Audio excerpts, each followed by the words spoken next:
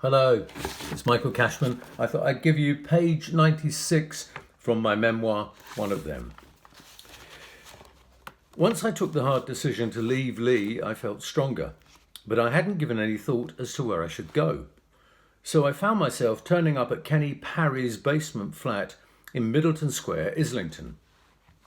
Kenny was a formidable character actor, born and bred in Wigan and with a very pronounced northern accent that he used to great effect, especially when cussing.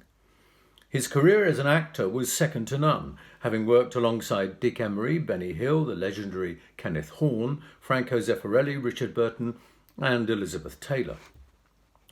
Balding, toothless when it suited him, and it often did, Kenny would describe himself as an egg on legs, dear, but overflowing with talent.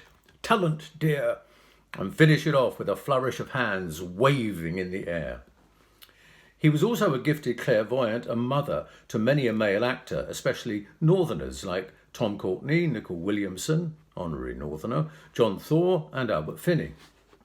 Indeed, Mother Parry had given many of them a home when they got to London and food and laundry facilities until they found their feet, or, even worse, a woman. I'd worked with him in The Tempest, and he'd taken a shine to me and to Lee. I do threesomes too, you know, he once generously offered, but we studiously ignored it. I ignored too his fervent attempts during the play to grab at the porcelain tea service between my legs.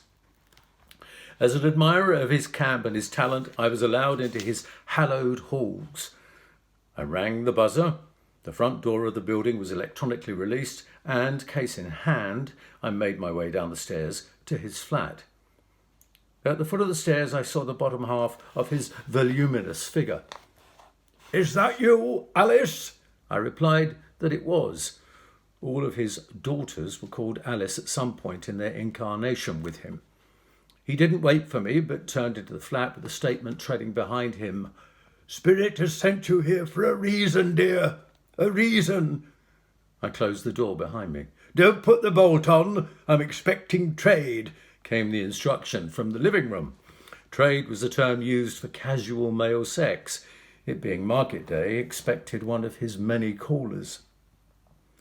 I stood in the sitting room, in which photos of Kenny with the famous and the infamous bedecked the walls. "Spirit tells me you're on a journey, Alice. A journey." Spirit had obviously noticed the suitcase hanging from my right arm, too. Before I had time to reply, he was on his feet. "Right, get that case in that spare bedroom and get that place fettled and furked.